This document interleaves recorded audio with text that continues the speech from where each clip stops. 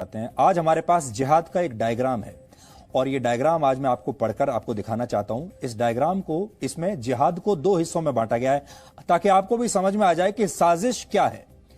पहला हिस्सा है हार्ड जिहाद, दूसरा है सॉफ्ट जिहाद। अब आप इसको बड़ी स्क्रीन पर देखिएगा। इस डायग्राम में कही गई कुछ बातें मैं आपको पढ़कर सुनाना चाहता हूं। यह डायग्राम इस समय हिंदी में आपकी स्क्रीन पर है और इसमें क्या लिखा है देखिए। एक तरफ कट्टर जिहाद है, दूसरी तरफ वैचारिक जिहाद है। हार्ड जिहाद, कट्टर जिहाद, जिसमें है इकोनॉमिक जिहाद, आर्थिक जिहाद, जिसके जरिए आर्थिक रूप से जिहाद करना होगा, जिसमें आप समझ लीजिए कि आर्थिक रूप से पैसे के लेन देन, बिजनेस, व्यापार में कैसे आप पोलराइजेशन कर सकते हैं। उसके बाद है ऐतिहासिक हिस्ट्री जिहाद। इसके जो हथियार हैं वो है manipulated history by glorifying Muslim period, जिसमें मुस्लिम जो मुगल काल था उसके बारे में शानदार बातें इतिहास में बता बताकर लोगों को भ्रमित किया जाए। फिर तीसरा है मीडिया जिहाद। इसके हथियार हैं use paid media to speak in favour of Islam, यानी मीडिया को, पेड मीडिया जो है, डिजाइनर पत्रकार जो हैं, उनको अपने साथ मिलाइए ताकि वो इस्लाम के पक्ष में ज्यादा से ज्यादा लिखें और बोलें। उसके बाद है जिसको कहते हैं सॉफ्ट पावर जिहाद की, फिल्म और संगीत। इसके जो हथियार हैं वो हैं कि फिल्मों का इस्तेमाल किया जाए जिसमें जो मुगल बादशाह थे, जो माफिया थे, उनको ग्लोरीफाई किया जाए फिल्मों के जरिए और गानों के जरिए, और जो इस्लामिक जो कल्चर है उसको लोकप्रिय बनाया जाए फिल्मों और गानों के जरिए, सॉफ्ट जिहाद।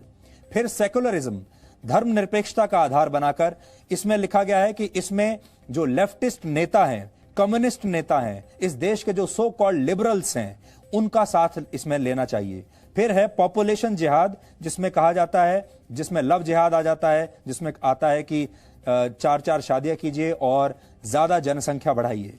फिर लव जिहाद आता है जिसके बारे में आप जानते हैं। उसके बाद लैंड जिहाद है जिसे हम जमीन जिहाद कह रहे हैं, जिसमें यह है कि ज्यादा से ज्यादा जमीन आप घेरिए, अपनी संख्या बढ़ाइए और उन जमीनों पर मस्जिद, कब्रिस्तान और मदरसे बनाइए। उसके बाद है एजुकेशन, शिक्षा जिहाद, जिसमें है मदरसे ज्यादा से ज्यादा होने चाहिए और अरबिक जो भाषा है उसको ज्यादा से ज्यादा प्रोत्साहन देना चाहिए।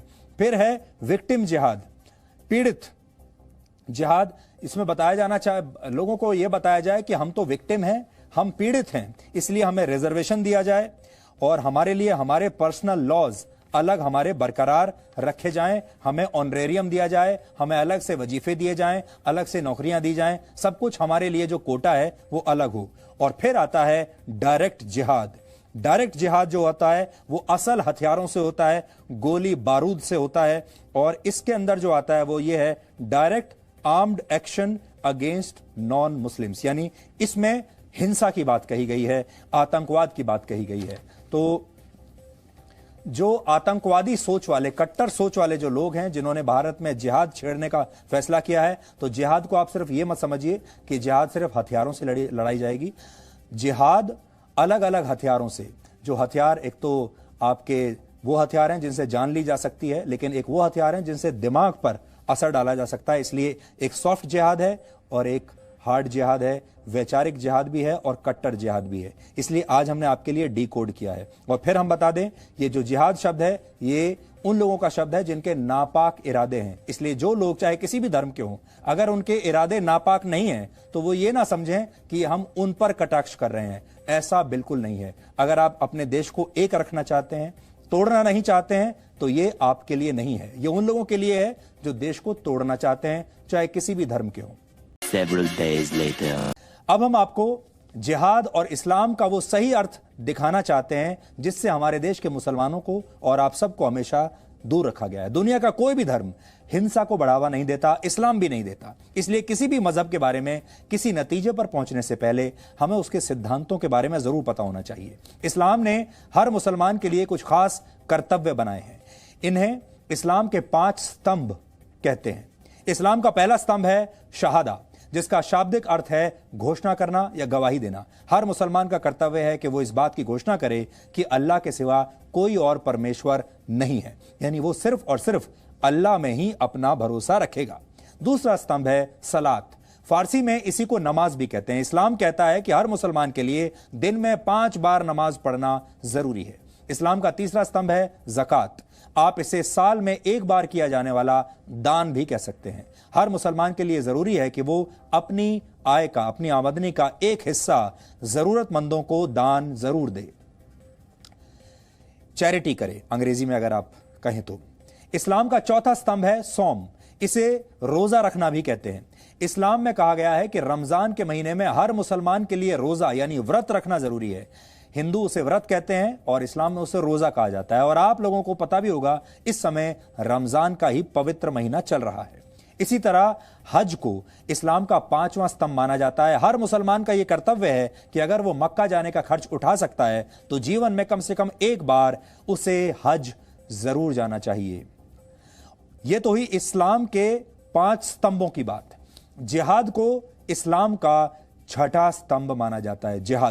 जिहाद का शाब्दिक अर्थ है पवित्र युद्ध, लेकिन जिहाद की परिभाषा को हमेशा गलत तरीके से पेश किया गया है। इस पवित्र युद्ध को धर्म युद्ध बताकर दुनिया भर में इसका गलत इस्तेमाल होता है। आतंकवादी हिंसा और दहशत फैलाते हैं और खुद को जिहादी कहते हैं। कट्टरता को जिहाद बताकर कट्टरपंथी अपने काम को सही ठहराते हैं। आज हम आपको ये बताने वाले हैं कि कौन से काम जिहाद की श्रेणी में नहीं आते। आप इन्हें नोट कर लीजिए ताकि जिहाद के मामलों में आपके तर्क मजबूत बन सके। अगर किसी के ऊपर इस्लाम कबूल करने के लिए जबरदस्ती की जाए तो इसे जिहाद नहीं कहा जा सकता। अगर किसी देश या क्षेत्र पर कब्जा जमाने के लिए उस पर हमला किया जाता है तो इसे भी जिहाद नहीं कहेंगे। इसी तरह अगर आर्थिक फायदे के लिए किसी इलाके पर हमला किया जाता है तो यह जिहाद नहीं है। सिर्फ अपनी ताकत का प्रदर्शन करने के नाम पर, लीडर की ताकत का प्रदर्शन करने के नाम पर हिंसा को जिहाद नहीं कहा जा सकता।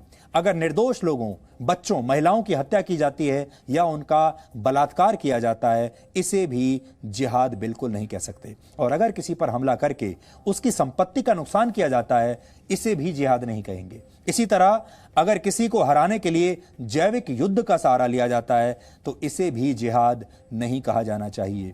जिहाद ही नहीं, इस्लाम में तो साधारण युद्ध के लिए भी कई सख्त नियम हैं और इन नियमों का पालन न करना गुनाह माना गया है। पहला नियम यह है कि आप युद्ध की पहल खुद नहीं कर सकते। यह युद्ध किसी बादशाह या सुल्तान के निर्देश पर नहीं, बल्कि सिर्फ किसी धार्मिक नेता के कहने पर ही शुरू किया जा सकता है। ये नियम ये भी कहते हैं कि युद्ध में दुश्मन को भी पूरा सम्मान देना चाहिए और दुश्मन सैनिकों के साथ न्याय करना चाहिए। दुश्मन सेना के घायल सैनिकों का इलाज उन्हें अपना सैनिक मानकर करना चाहिए। युद्ध जितनी जल्दी हो सके उसे समाप्त करना चाहिए। अगर दुश्मन शांति की पहल करे तो फौरन युद्ध विराम की घोषणा कर देनी चाहिए। युद्ध के दौरान कुओं या पानी के स्रोतों में जहर डालना बिल्कुल प्रतिबंधित है। आधुनिक युद्ध की भाषा में कहें तो रासायनिक या जैविक हथियारों से हमला करना गुनाह माना गया है। जिहाद की परिभाषा को सदियों से हमेशा गलत तरीके से पेश किया जाता रहा है और इसी का नतीजा है कि हमारे देश में जिहाद पर बात करना आपके जेल जाने की गारंटी बन सकता है। सच दिखाना आपको कोर्ट कचहरी के चक्कर लगवा सकता है। लेकिन हिंदू देवी देवताओं का अपमान करने वालों को बुद्धिजीवी समझा जाता है, उन्हें लिबरल माना जाता है। उन्हें कहा जाता है कि देखिए ये कितने उदारवादी हैं और ये कितने ओपन माइंडेड हैं। उन्हें मानवतावादी कहा जाता है।